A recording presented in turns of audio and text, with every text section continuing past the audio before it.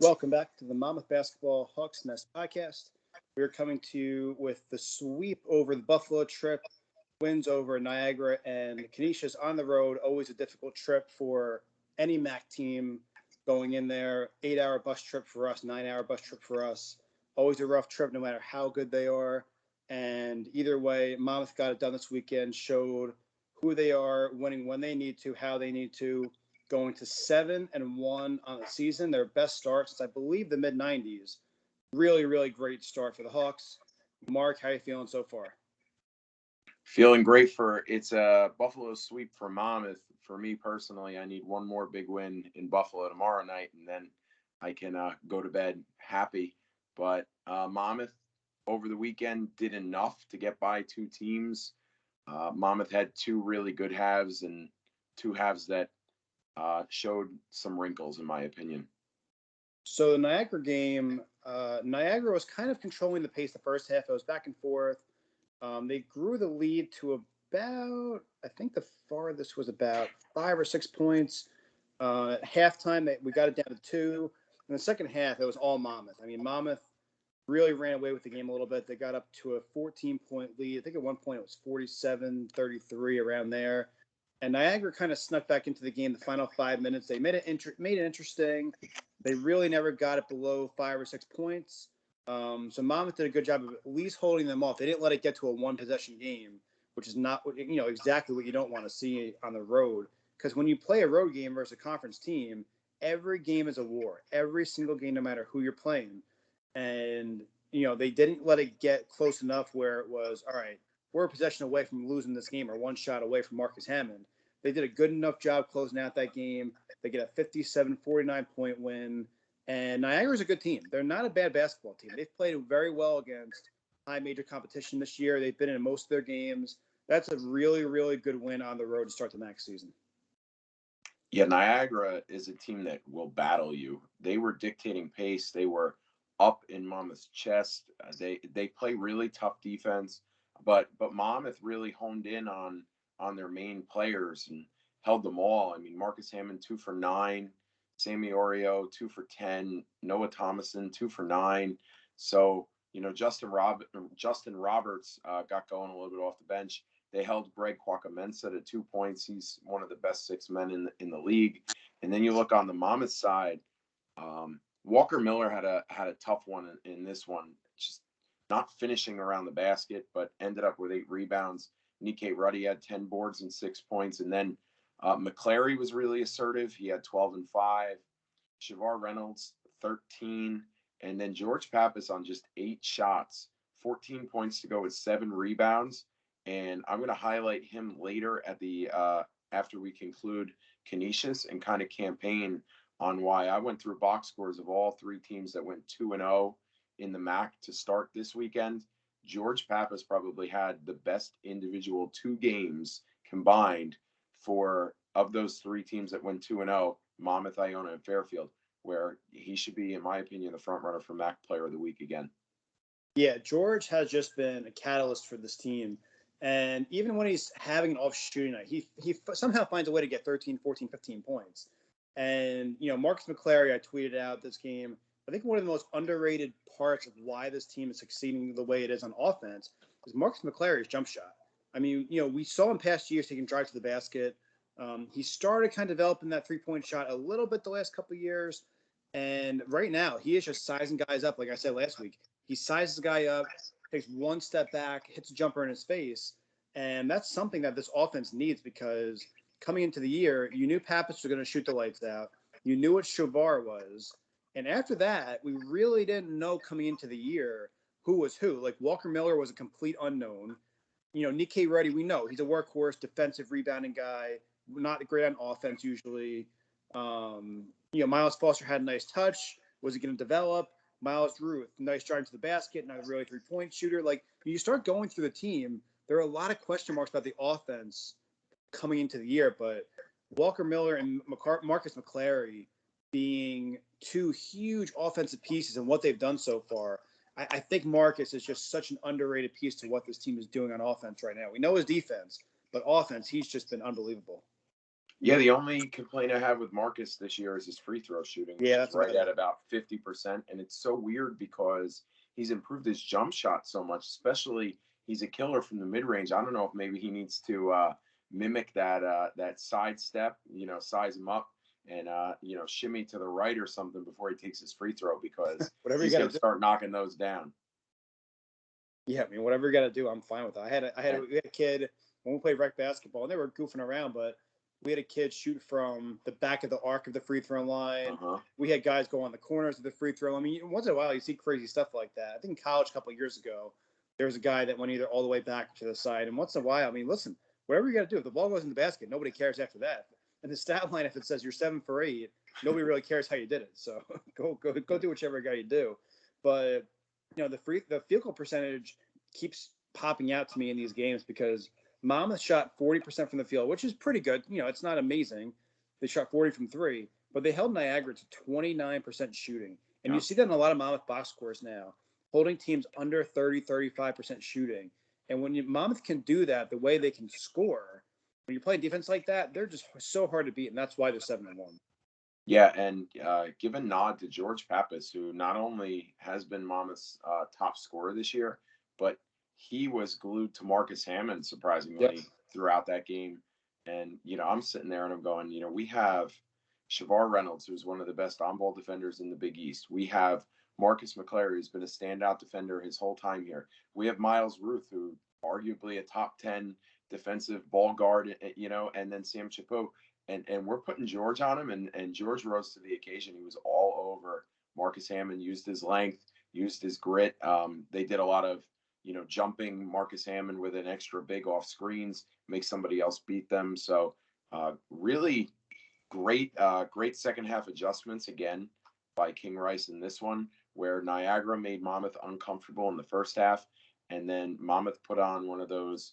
It's just becoming a routine, like one of those strong, unbelievable defensive runs in the second half in front of a robust crowd of 627 in the Gallagher Center. I mean, some of these teams just they can't draw anybody, and there's nothing else up there in Buffalo. It's not like when you're with Monmouth, you're competing with Rutgers, Seton Hall, pro sports right around here. There's nobody there. It's just the Bills, and so 627. That really popped to me. It looked pretty empty to me when I was watching. So good for Monmouth. You know what? It's almost like recreating what last year was, where there's nobody in the stands and you have to create your own energy and create your own game time environment. So great second half adjustments by King Rice. Tip your cap to him. Another well coached game by him. But I am impressed, even though Niagara ended up 0-2 to start this weekend. I do believe that they'll be a dangerous team competing for one of the top 5 seeds when it's all said and done. And I think that Greg Paulus, my opinion of him, is continuing to skyrocket. I think he's one of those guys that is really coming up in the business, in the coaching business. Yeah, and you know what? You look at today's game versus Friday's game, and you know what? Friday's game, you understand where Monmouth built a 14-point lead. Wound up being 8 in the end. It got to 5. You understand that a little more because Niagara's a good team, and they're at home. And Greg Paulus, everybody knows him from Duke, and his teams are scrappy, and they are not going to go down without a fight. Like they're just not going to die in a game. And you understand how that could happen. So you're really kind of happy with the way Monmouth closed out that game, which also makes it surprising for me why Niagara cannot draw anyone. Because you'd think, with Greg Paul, a guy that coached for Duke, has his program kind of on the come up a little bit, getting some good guys in there.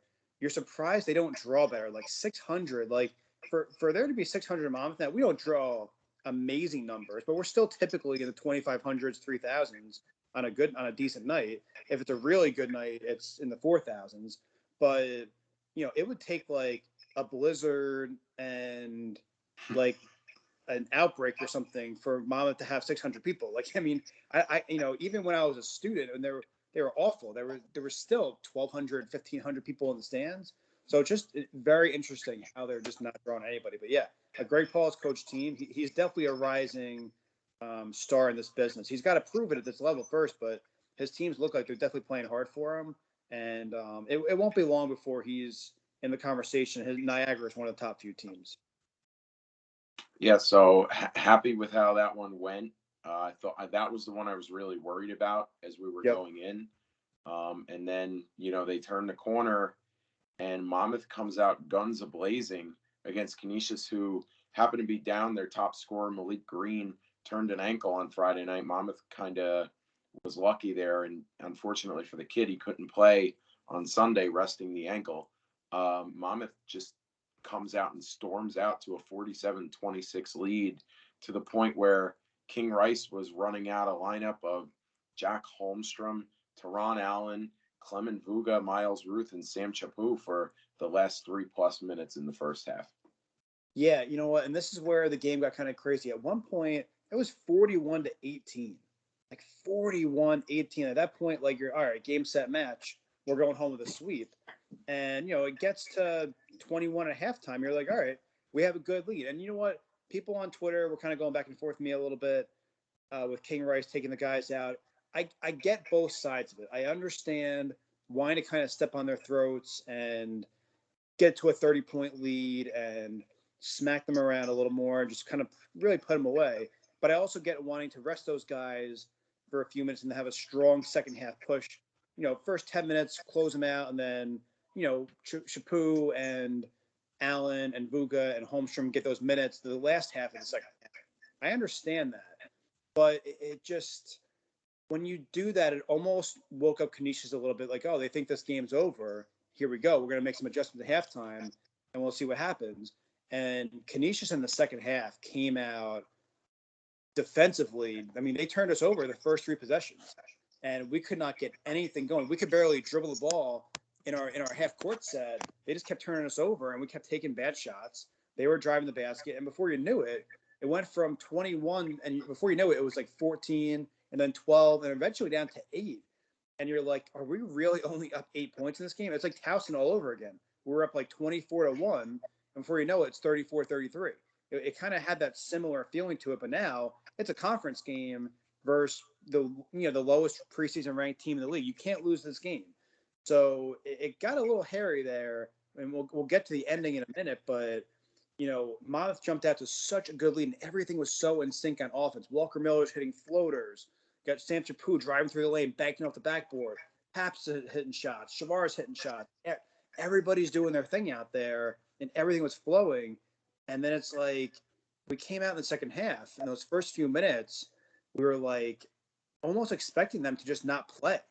And there was no urgency whatsoever. And that's something that I'm sure King Rice is talking to them about on the 9-hour, 8-hour trip home right now, because when you get into better teams, Siena, Manhattan, when you get a chance to step on them, you're up 12, 15 points on them, which is pretty rare. You better stop it. You better end that game, because a team like Manhattan's going to come back and they're going to get it within 1 point. It's not going to be a 15-point win. You let them back in the game, they're going to keep battling you to the last shot, and you might lose that game. So I'm sure King Rice is saying, we got to come out. If we have a big halftime lead, we got to come out stronger in the second half. We got to have a good first few minutes, slam the door on them, and then let everybody start getting their time, because tonight could have went very badly. They're lucky they got themselves together those last 5-6 minutes, but tonight could have ended very badly. And forget about the at-large talk, because that would have been over if they lost this game. But even just getting a bye in the MAC, like, if you can't beat a team like Canisius, the rest of the MAC is going to be better than that. So, home or road. So, luckily they got it together. I think it'll be a good wake-up call for them. And, luckily they went 2-0. They got the job done. Yeah, so I'll address 2 things quickly before we get into what the top players from the game. First thing is that I don't like putting an all bench lineup in the end of the first half. I think he could have mixed and matched to give some players some rest, but I don't think you put all 5 of those guys out there, because when you look at this, Ruth, Vuga, Allen, and Holmstrom combined for 27 minutes on the court and 0 points. So you can't run a lineup with all 4 of them out there in a game that is not out of reach. And 21-point lead in the first half in today's basketball with a 3-point shot against a Canisius team that will fire the 3-point shot up, that it is not. It's not an insurmountable lead. and we've seen this before. And I think it started. It was like 17-2 or 17-4 run to start the second half. Monmouth didn't score by the time we hit the under 16. That was the only timeout that happened throughout the whole run. So King Rice let this long, elaborate run and the momentum swing and the 736 in attendance got rowdy. And, things just got very hairy. I believe it was down to all the way down to 8 at one point. And I know that King's stance is that he wants his teams to go through these things and learn them. This is not non-conference. This game means more than the Cincinnati game meant. Like, really, when we come down to it, like, Sure. Cincinnati game was a great win for the program, and it's something that you could show recruits and you can hang your hat on. But ultimately, you need to win every MAC game because that's what's most important. So if there's anything up to chance when something's happening in a MAC game, you need to call timeout and you need to get things fixed. And he didn't again. And I was joking. So there were some people complaining on the Facebook group, and I had gone back and forth. I said, I wonder who's going to ask that question for the next King Rice show. And of course, there weren't a lot of hands, but just so that everyone understands, Siena gave up a 20-0 run to St. Peter's down the stretch today. And if King Rice or the staff or anyone thinks that we are an unforgiving fan base or we are not cool-headed or thinking clearly with our responses or too overly emotional, go check out what the Siena fans were saying about Carm during that time, okay? So just so that it's understood that, yes, this is an ongoing point of contention for us with King Rice during his coaching tenure. And yes, we are going to continue to beat the drum with it. But I think that we do it respectfully. And I think that we do it with enough examples and information to back it up that we have a valid argument. Whereas the Siena fans were really losing their minds. So there is, I guess that's my rant. I go on the rant with the timeouts again. I'm going to continue to challenge it because I just, as a coach, I don't agree with the way that he handles long runs. Listen, I said it the first day I ever did the podcast before you were even on it, and I've said it usually at least once a season. When King Rice or any player does something that is awesome, we're going to talk about it. And for the most part, we've praised King Rice the entire season. Even last week, we said it was his best coach game of his career. And, when a guy messes up or he consistently does something not so great, we're going to talk about it too. I said that from the very beginning. We're going to be fair. And it's the same thing. And there's one point where, he was screaming on the bench, waving his hands and talking to his guys. And, he had this, this look on his face. And I'm like, not for nothing.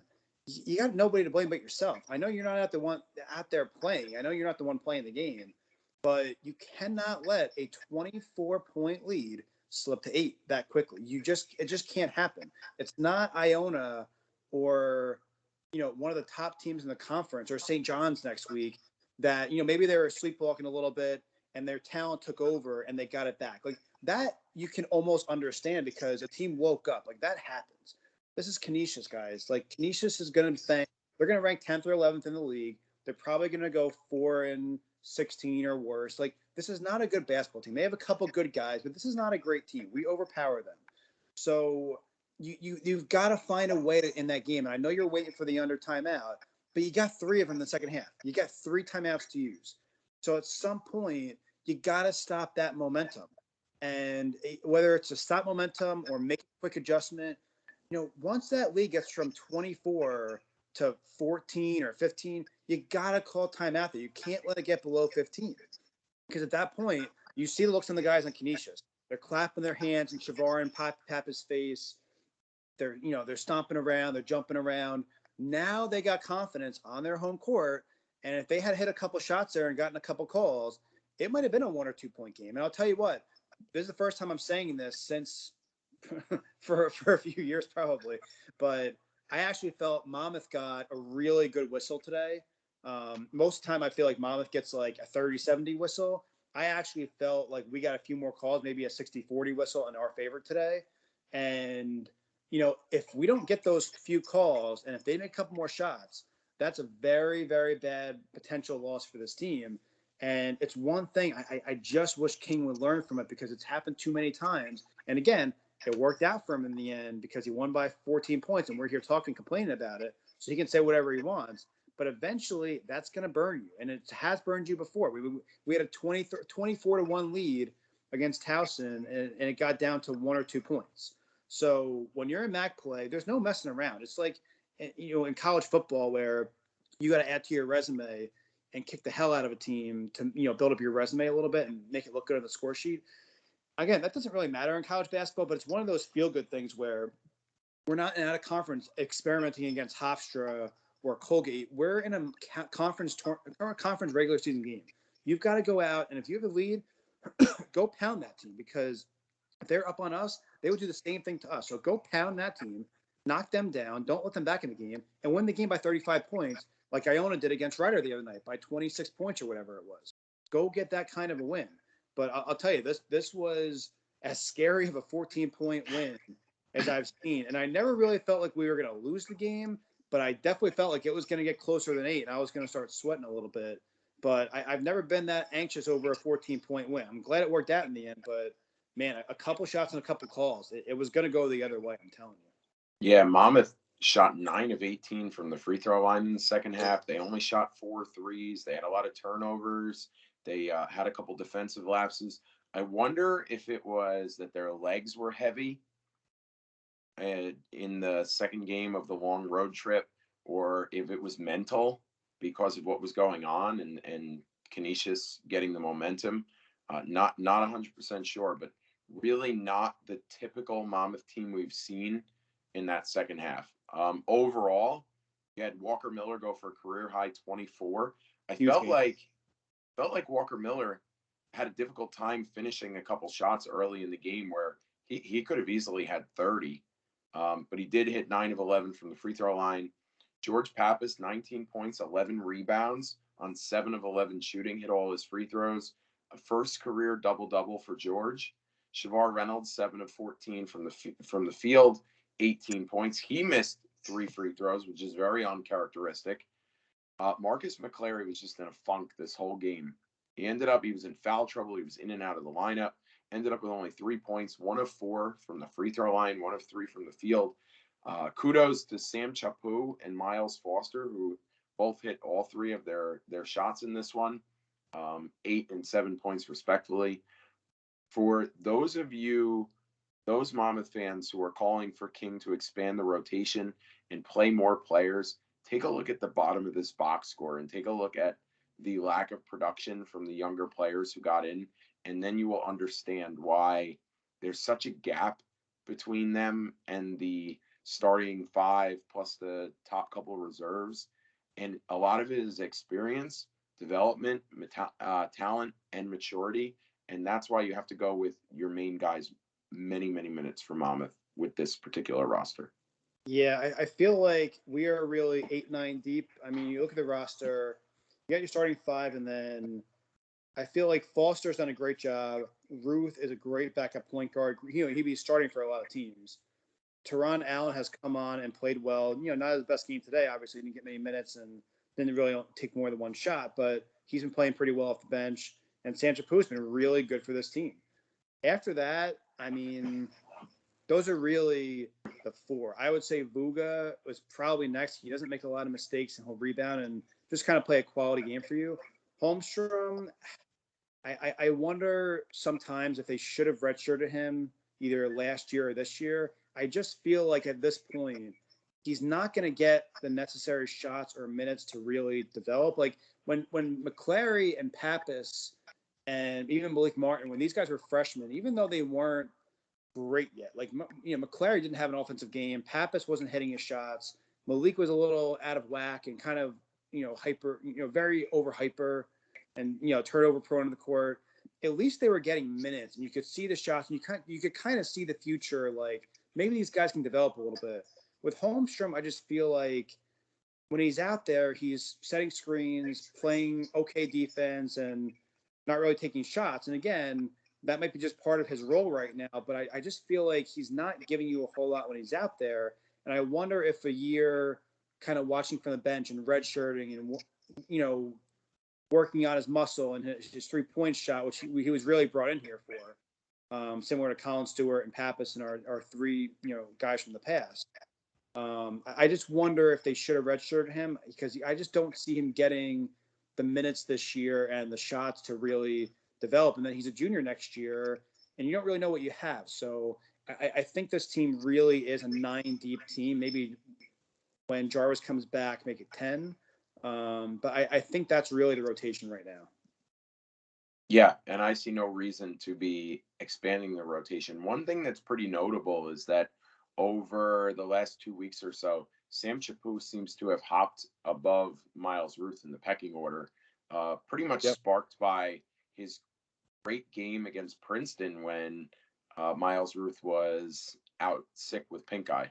So that's just an interesting tidbit. Miles Foster had a really good offensive weekend up in Buffalo, 7 and 8 points, made I think every single one of his shots. Got lost defensively in the second half. I mean, many Monmouth players did against Canisius, and King had to pull him. But yeah, it's those top flight guys, and they need a lot of minutes, and we're gonna go as they go as this season continues on. What was interesting to me, Ryan, was that you were talking about college football and you were talking about, hey, resume builders. Yep. So for Monmouth, when you look ahead now, they're playing a St. John's team on Thursday night, 8:30. It's going to be on FS1 for those of you who have that. St. John's, after 2 blowout wins to start the season, they've kind of played up or down to their competition. Yes. They have a 2 point loss at Indiana. Then, they won by 13 against FDU, 6 point win against St. Francis Brooklyn, 9 point win against NJIT, and then they got blown out by Kansas. Tonight, they're actually playing Fordham on FS1 before we come in on Thursday. It's interesting for Monmouth. They don't get to play in MSG against St. John's. They're going to play at Carneseca, which is a small on-campus gym, not an arena. St. John's has a future NBA player in Julian Champagne. He's a 6'8" forward, 22 points, 7 boards. He can shoot the three. He blocks shots. He gets steals. He gets assists. He's going to be a nightmare to defend. So good luck to any Monmouth player who gets matched up with him. Posh Alexander is definitely one of those smooth guards. 15 points a game, 6 assists. Brooklyn, New York. So he's one of those smooth New York guards. They have Montez Mathis from Rutgers, who a lot of people on the pod might remember, and he's got 10 points, 4 boards. He's like a 3-and-D guy. Actually, I'll just say right now, I know we have some listeners who are big Rutgers fans. Steve Peichel really messed up this offseason in the portal. He let Montez Mathis go. He let Jacob Young go. He let Miles Johnson go, and he only brought in Hyatt from the portal as an impact guy. Whereas when you look at what King Rice did, he lost Dion Hammond. He lost Malik Martin. You don't even feel the loss of those 2 superstars. Nope. Because he brought in Reynolds and Walker Miller. St. John's hit the portal. They got Steph Smith from Vermont, who was a superstar there. He's averaging 9 points a game. He's a little guard. He's a pest. And they got Joel Soriano from Fordham, who was like a walking double-double in the A10, and he's 8-5. He's a monster. That's going to be interesting to see Walker Miller against Soriano, because Soriano is 6'10", 6'11", but he's about 270. And then, St. John's goes about 7 or 8 deep. They have the guy Tariq Coburn, who played at Cardoza and then was at Hofstra. I wanted him at Monmouth. He's like their 7th man, which is crazy. So that just shows the level of talent that St. John's has. This is going to be the second best team Monmouth plays after Cincinnati, but possibly the most talented 1-7, 1-8 team they play this year. Yeah, it's a huge game where you don't really know how St. John's is yet. They're always a weird team. Like, there's always hype coming into the year with St. John's, and then sometimes they're on the bubble. Sometimes they get like a 7 or 8 seed. Sometimes they tank. Like, you never really know what St. John's is until you get to like Big East play and they start playing games there. And it's one of those games where you hope you can stay in the game versus their talent, win the game, and then you become a St. John's fan the rest of the year and hope they have a great season in the Big East.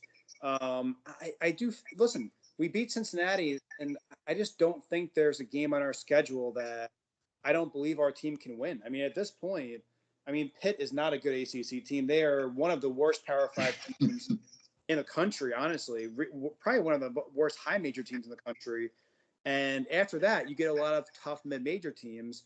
But honestly, if they win this game, Monmouth, it just shows how tough they are. And they don't care about going against anybody. They just don't care who they play.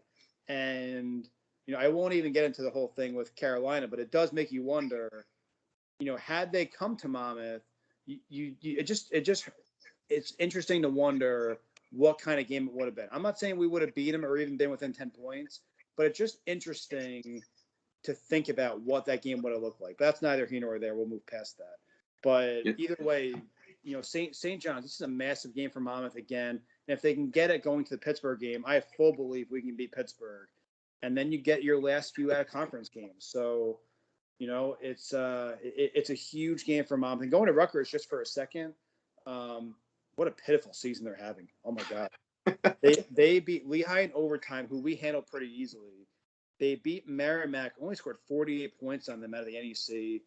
They snuck by NJIT. They lost to DePaul. They lost to Lafayette. They lost to UMass at the buzzer. And they just got blown out at Illinois by 35 points. Like, they were like a Division III team playing a conference game. And they snuck by Clemson, who's not that good. I mean, my God, Pico went from 2 incredible seasons back to like the Eddie Jordan days, losing to mid-major teams. I mean, I almost feel bad for him, but I'm not going to say I feel bad for him because he still hasn't put us on the schedule. When King came out and said, let's play, let's get this done. And for whatever reason, Pico doesn't even want to host us at Rutgers, which, maybe for good reason, because he lost to UMass and Lafayette. He might have lost to us too. But I don't feel bad for him for that reason, but you're like, oh my God, Rutgers just they can't get out of their own way right now. Well, we don't have to play them because we'll use the transitive property here. Cincinnati beat Illinois by 20. Illinois beat Rutgers by 35. We beat Cincinnati by 2. We're better than Rutgers. So we would have beat Rutgers by 57. So then we go into the ACC. Hey, at least some ACC team will play us this year. Monmouth is going to travel to Pitt on Sunday the 12th, and it's a game at 7 o'clock at night on the ACC network. I believe that might also air on the ESPN Plus or Watch ESPN, I hope anyway. So Pitt, they have some bad losses this year. They lost to the Citadel. Oh. They lost to Ray Salnave, and UMBC scored 87 against them. Then their last 2 games, they competed and lost to Minnesota and UVA, both by 1 point, which they're also bottom tier Power 5 teams this year. Lost to West Virginia. They have 2 wins, UNCW, and they beat Towson by 4. So when you look at this, we beat Towson, they beat Towson. They're going to play. We're up on by 23 points, by the way. Yeah, well, until somebody didn't call timeout. But then they're going to play Colgate on the 9th at 8 o'clock the same night. We're playing St. John's. This is part of the the Gotham games? Is that what it's called? Yeah, Gotham. Yeah. So these are predetermined. So then we get them. Pitt lost. Champagne's brother actually had a twin brother who went to Pitt, who left for the pros. So they lost their superstar. They have an upperclassman big, John Hewley, who's like 15-7. And then they have Femi Okadale, is 12 points a game. No one else scores in double figures for them. Okadale is actually a Brooklyn guard, 6'5" wing. So when you look at their team, it's like they have 2 legit players. One guy who I like on their team, Mamadou Gaye. He actually was the center on Stony Brook for a few years. He was a guy I was interested in Monmouth bringing in for the 5. He's like 5.6 rebounds. He's real bouncy, block shots. He can hit some threes. But, this is an opportunity for Monmouth to go into a Power 5 ACC arena and get a win, in my opinion. I think when you stack these two teams up against each other and you look at the resumes and you look at the players and you look at what they've done so far this year, I think that, you expect Monmouth to go in there and get that win. And like it's funny with Pitt because it's one of those games where you never want to say that as a mid-major you expect to go win in a high major arena, because I've said it over and over again. In order to beat a high major team on the road, you've got to play the game like you were winning by 10 in order to win by 1, because you're going to get no mercy from the refs at all. Mm-hmm. So you never want to say that you expect to win that game.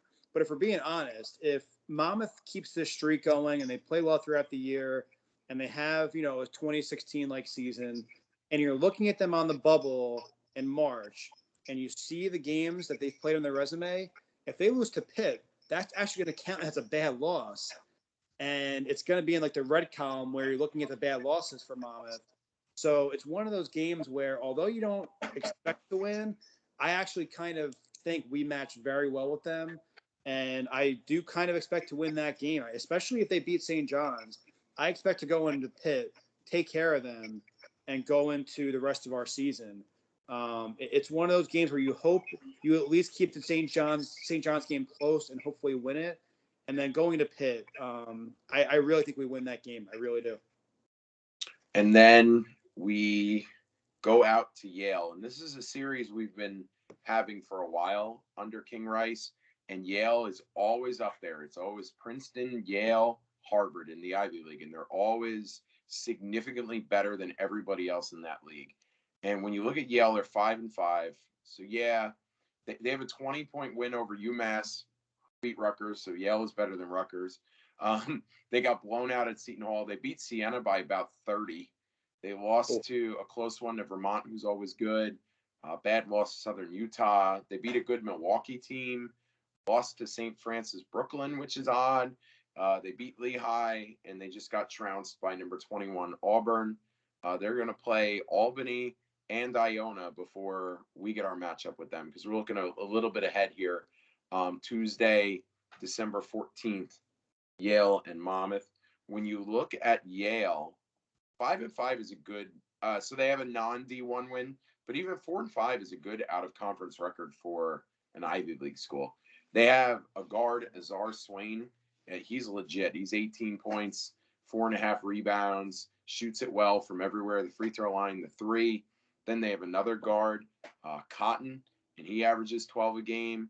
He can bang some threes. And another guard, Kabiden, and he averages 11 and 5. So it's really, when you look at their roster, they're built with these guards who are going to beat you. Now, it's interesting. In the past, Yale has had some really dominant bigs. Now, you're throwing out Swain's a 6-foot guard. Cotton and Gabiden are both 6'5" wings, so they're like a swing. And then their best big, E.J. Jarvis, who averages 9 and 5, has only played in a handful of their games, but it looks like he was out earlier in the year. So, I think, Yale is not going to be an easy game, and it's probably going to be another one of those away environments where it's not going to be a packed arena, but, certainly another attainable game for Monmouth. It seems like you really just have to try to control Azar Swain, which is easier said than done. But, I don't know if going back to the beginning of the year, going back to late October or early November, Ryan, if you and I would have been, this optimistic or thought that we would be 7-1 and be talking about, well, we should be beating Pitt and we got a chance against St. John's and we should be beating Yale. But it's a really exciting time as a Monmouth basketball fan. Oh, anybody would sign up for that for sure. For sure. So looking ahead to this week, we've got St. John's on the road 8:30 on Thursday night on Fox Sports 1. And then Sunday, December 12th, we got at Pittsburgh at 7 o'clock on the ACC network. I was dead wrong about the North Carolina-Michigan game the other day. I tweeted about it, and I looked very bad on Twitter. Luckily, nobody at me. Unfortunately, I beat Georgia Tech today. So this week, we'll be rooting for Elon, Furman, and UCLA coming up. So hopefully they slip up in one of those games. But regardless, that's your North Carolina. Hopefully they lose report. And other than that, thanks everybody for listening. Have a great night. One more thing for me. One more thing for me before we go. Mac, if anyone from the Mac is listening, I don't know who votes on these things. George Pappas shot about 60% from the field this week. He averaged 16.5 points and 9.5 rebounds and 3 assists, and he made every free throw he took. He defended Marcus Hammond and held him to 2 for 9 shooting, and he spearheaded Monmouth to a 2-0 start in MAC League play. I challenge anyone who's listening from any other MAC team that went 2-0 to start this weekend to tell me what individual player deserves MAC Player of the Week more than George Pappas. Rich Ensor, put your stamp of approval on this. I expect the tweet of George Pappas on Monday afternoon as MAC Player of the Week. All right, you heard it here first. Give it to George. Awesome start for the Hawks. 7-1, 2 games coming up this week versus high major teams. Thanks everybody for listening. Have a great night.